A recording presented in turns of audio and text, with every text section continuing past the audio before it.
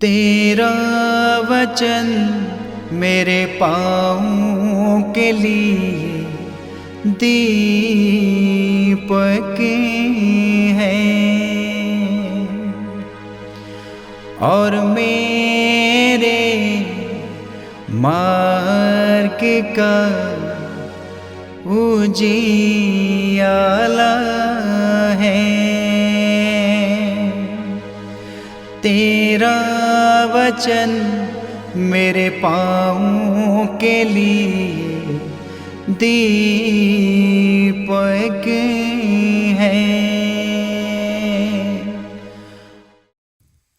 1 नवंबर पहला पाठ प्रकाशना ग्रंथ अध्याय 7 पद संख्या 2 से 4 और 9 से 14 तक।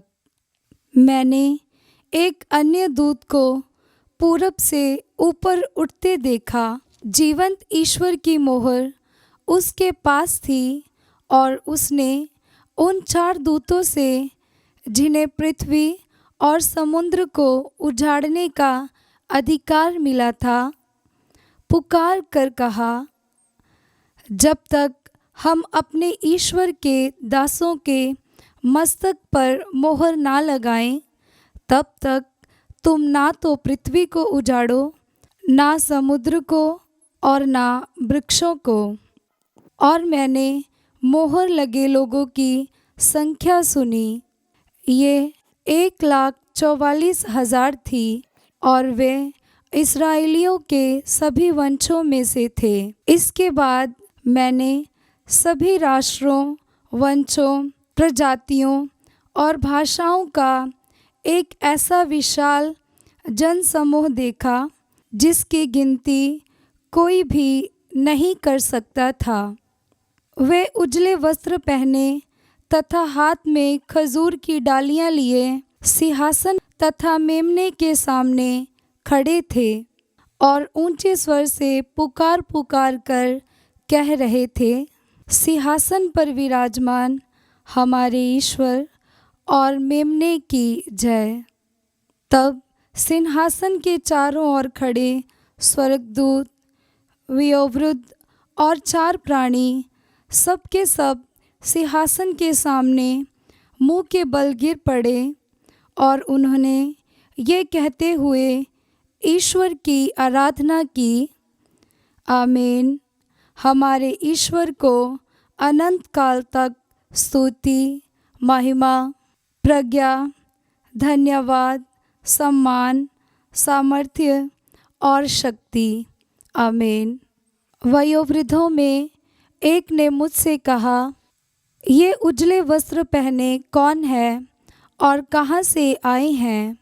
मैंने उत्तर दिया, महोदय, आप ही जानते हैं। और उसने मुझसे कहा, ये वो लोग हैं जो महासंकट से निकलकर आए हैं। इन्होंने मेमने के रक्त में अपने वस्त्र धोकर उजले कर लिए हैं। ये प्रभु की वाणी है। ईश्वर को धन्यवाद। भजन अनुवाक्य। ऐसे ही हैं वे लोग जो प्रभु की खोज में लगे रहते हैं। ऐसे ही हैं वे लोग जो प्रभु की खोज में लगे रहते हैं। पृथ्वी और जो कुछ उसमें है, संसार और उसके निवासी सब प्रभु का है, क्योंकि उसने समुद्र पर उसकी नींव डाली और जल पर उसे स्थापित किया है।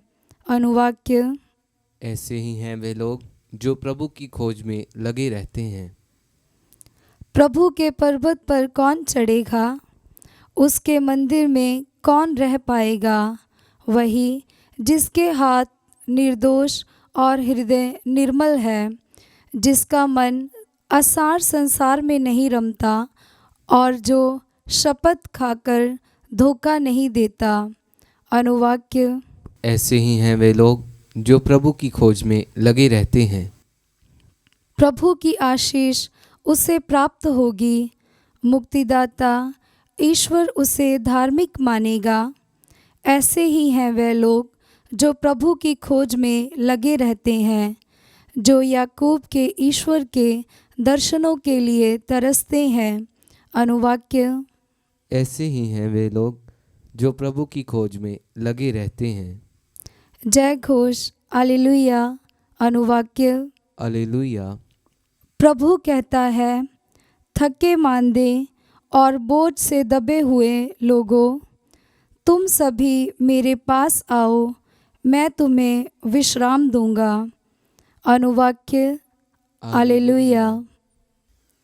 पवित्र सुसमाचार संत मत्ती के अनुसार अध्याय 5 पद संख्या 1 से 12 तक। ईसा यह विशाल जनसमूह देखकर पहाड़ी पर चढ़े और बैठ गए। उनके शिष्य उनके पास आए और वे यह कहते हुए उन्हें शिक्षा देने लगे, धन्य है वे जो अपने को दीनहीन समझते हैं, स्वर्ग राज्य उन्हीं का है। धन्य है वे जो नम्र हैं, उन्हें प्रतिज्ञात देश प्राप्त होगा। धन्य है वे जो शोक करते हैं, उन्हें सांत्वना मिलेगी। धन्य है वे जो धार्मिकता के भूखे और प्यासे हैं, वे तृप्त किए जाएंगे। धन्य है वे जो दयालु हैं, उन पर दया की जाएगी।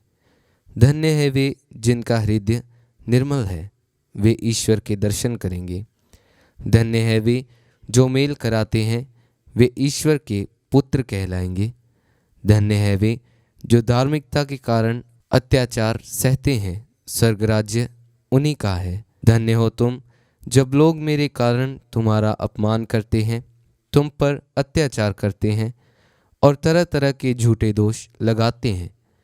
खुश हो और आनंद मनाओ, स्वर्ग में तुम्हें महान पुरस्कार प्राप्त होगा।